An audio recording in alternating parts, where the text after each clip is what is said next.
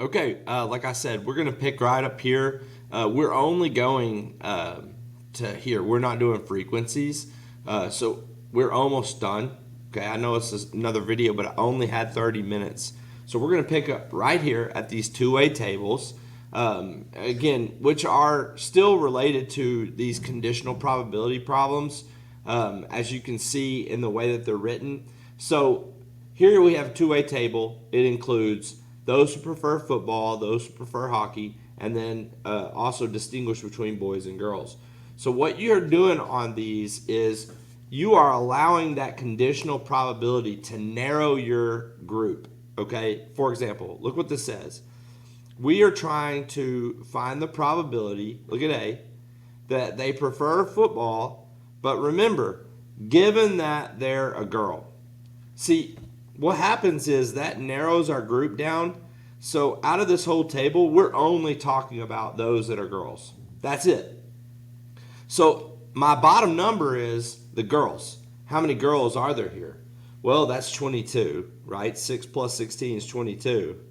Now, out of that group only, how many of them prefer football? Well, that's 6. So it's 6 out of 22, which will definitely reduce, and that reduces down to 3 out of 11. So conditional probabilities just, they narrow down your whatever it is that you're discussing, okay? Like we saw above, this is the same thing with these two-way tables, okay? So look what this says.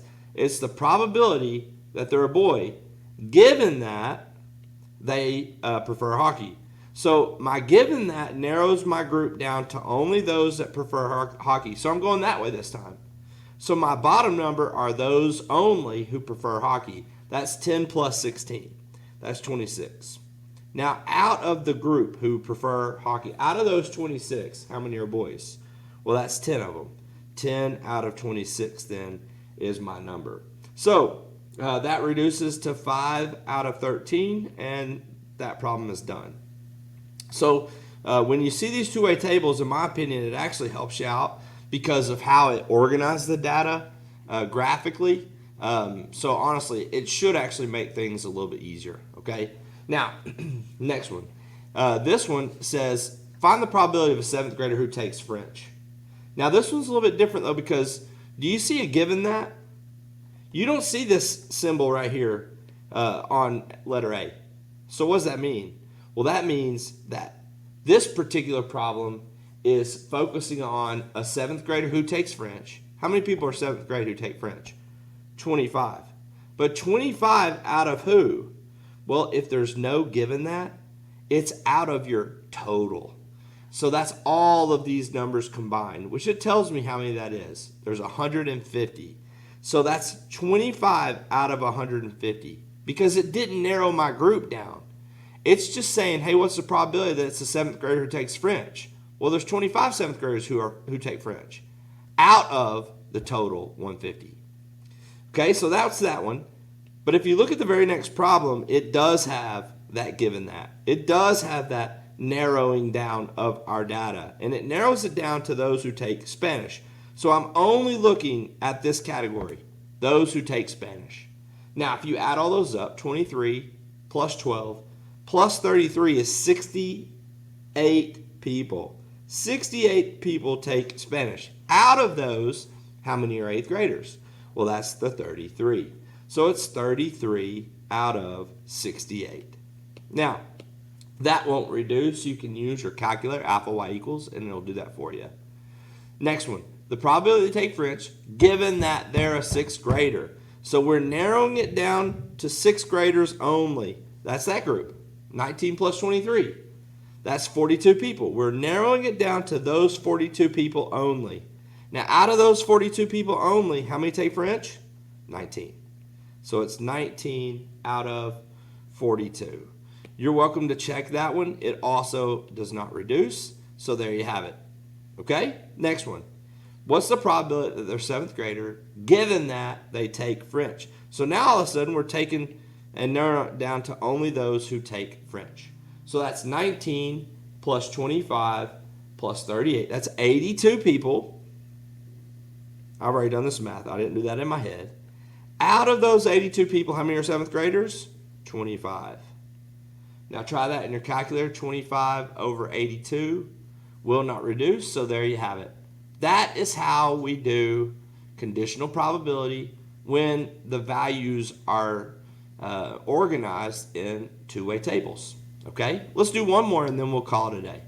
Notice A. It says, hey, what's the probability that a junior did not attend prom? You see, it doesn't give you that given that symbol, so we're not narrowing down our data. So in this one, it's a little harder because we don't know how many is total. So I need to tally all these up. So if you go 28 plus 97 plus 56 plus 19, that's a total of 200 people. So that's my bottom number for this particular problem. Now, how many are juniors that did not attend prom? Well, junior no prom is 56. 56 out of the total 200, and that will reduce to 7 over 25.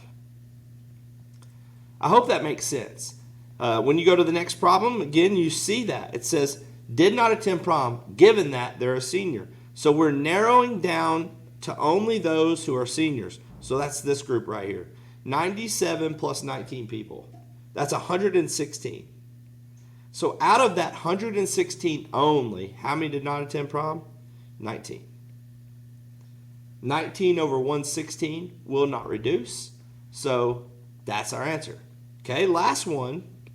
And then you can work on your assignment. You won't have a ton of time left in class, but you can work on it over the evening. And tomorrow we'll go over this as well as any of the issues that you had from the previous assignment. So here it is.